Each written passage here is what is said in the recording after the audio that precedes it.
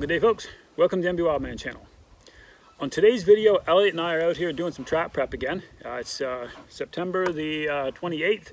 It's just getting started with season and we're a little behind getting some traps going, but we want to show you one of the ways that we prepare new traps when they come out of the factory or out of the box.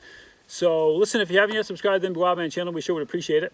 It's free, doesn't cost anything. Just go ahead and hit that subscribe button. And if you want to know when we upload some new content, go ahead and click on that little bell and you'll get notified when we upload new videos and you won't miss anything if you like the content. So a few weeks back, we did a video on how to degrease and de-oil traps using Oil Eater, which is a product that we got on Amazon. It works really, really well. We usually do that for traps. It's quick, it's easy. If you haven't caught that video, you can go ahead and check it out on the channel. It's pretty good. But today, we thought we'd just show you another method, a different method. Maybe you don't have access to the Oil Eater, or maybe you've already got access to the products here. So this one's quick, simple, easy, and doesn't require a lot of work. You just kind of set it and forget it. No heat, no boiling. Again, there's a lot of different ways you can degrease and de-oil your traps. I'm not a big fan of boiling traps for that stuff. There's an easier method. So Elliot's going to walk you through the process here, and he's going to show you what we got first. All right, so these are brand new MB 550. No, sorry, they're not MB. These are Dukes. These are brand new Duke 550 Pros. Yep. Okay. So now what you want to do is you want to take all the traps and put them in a nice clean bucket. You're going to take all the traps and put them in a clean bucket. Yeah, so Elliot's going to fit as many in there around as he can. We've only got a half a dozen of these ones, so we should be able to fit them in no problem.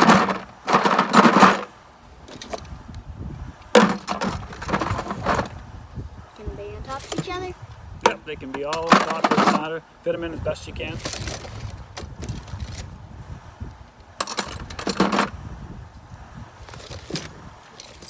All right. There.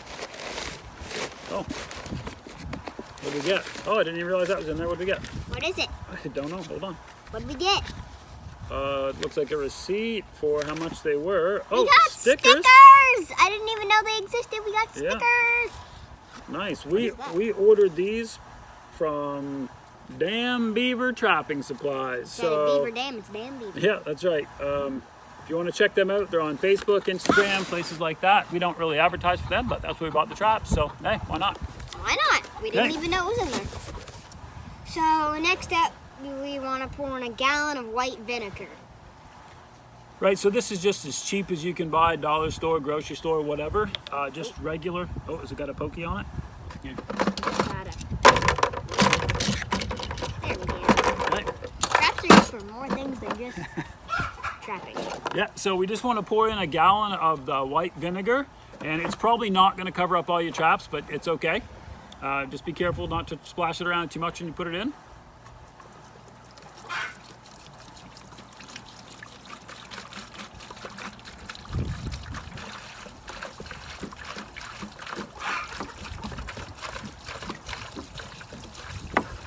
There isn't really a set formula for this. I mean, a gallon of vinegar is lots to do.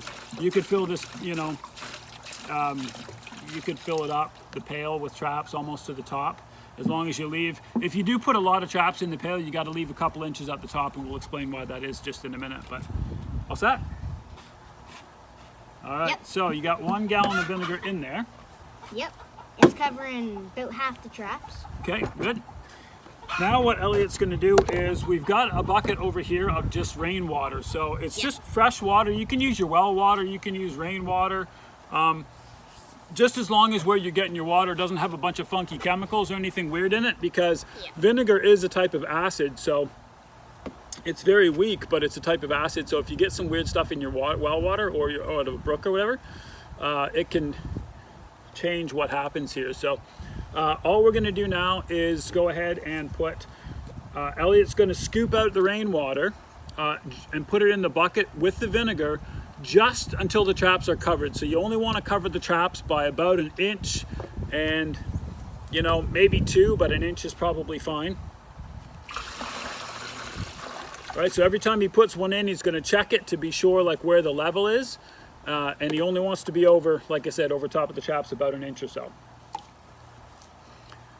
What'll start to happen is that the vinegar with the water will start to react with the traps, and it will start to peel and bubble a little bit, and the grease and the grime that's on those brand new traps will start to bubble off and end up coming to the surface of the water.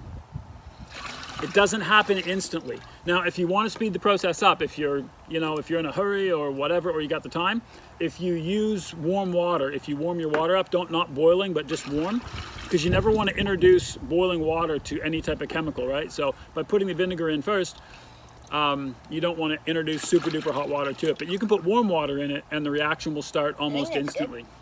All right, a little bit, you got a little tiny bit, see that one right there? But you're doing good, you're doing great. A little bit more, just cover up that part. Okay, perfect, good. All right, so now all Elliot's done is he's put in enough water to bring it up over the traps, and I'll show you what that looks like. Hold on. Yeah, I'll show you.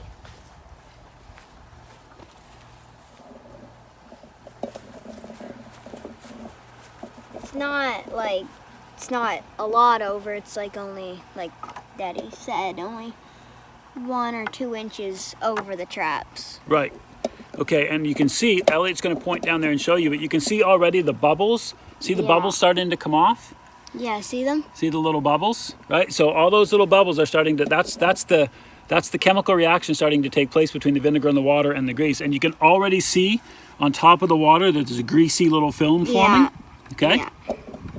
So what that means is that we've done this right, for the most part. Let me set this camera down. So now that these traps are covered up, and Elliot just showed you the bubbles starting to come up and the grease starting to come to the top of the pot, top of the pail, all you do is leave these alone. 18 to 24 hours is lots of time. I wouldn't do it any sooner than that because it does take sometimes a long time or a little bit of time for the liquid to get around and in and around everything and in between the, the springs and all that. So just give it maybe a little good shake, not too much, and then let it sit. I usually let this sit overnight, and by the next morning, it's good. So 12, 18 hours, something like that. And then we'll come back and we'll show you how to take these out without ruining all your work that you've just done. So just give us, through the magic of super fancy camera work, we'll be back in 18 to 24 hours. So it's been about 18 hours since since Elliot and I put the vinegar and the water solution together, and I'm going to show you what the traps look like here. Elliot's off to school, so he's not here with me this morning, but I'll show you what it looks like. So here we go. What you'll find, or what you'll see, is that look at these traps looked all clean when we put them in there, but look at the sludge, look at the junk, the oil and the grease and the culch. Look at that. That's worked its way off of all of these traps. And this is only half a dozen, right? So depending on the amount that you're going to do, like look at all that junk. Okay, all this is dirt and grease and grime coming off the traps. And there's a coating of it on top of the water. I've seen people go to all this trouble and then ruin their effort at the very end. Because what they'll do is, you'll see different videos, guys will do a process similar to this, and they'll get their oil and their grease and grime on top of their water in the film like that, and then they'll just say, okay, now we're going to take the traps out, and they reach in and they pull their traps back up through that, and all it does is just coat that grime and that grease back onto the traps. Okay, so you got a couple options here. The one that I like to do is simply just to add enough water to the bucket to spill it over before I take the traps out. Some guys will tell you can pour it off, but I don't buy that, because a lot of it does get back on the traps. I did see someone tell me the other day that they can take like dish soap and put it in there and it spreads to the side, but it's still in the bucket, right? So all I do is I want to add water. If you pour water into this bucket, the grease and the grime all stays on the top. It just lifts up with it. So I just sort of pour it down the side. I try not to splash it around too much, because you don't want to drive it back down, in there. But if you just pour it onto the side, it'll just lift up that oil slick that's on top of the water.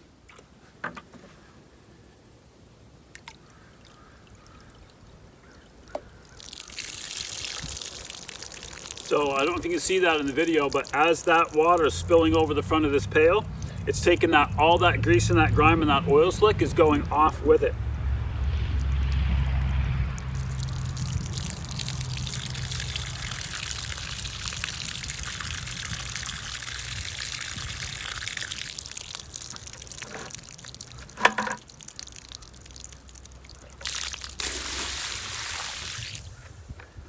There we go, pretty much clean. So all the oil slick has now gone off the top of the pail, and we can bring our traps out.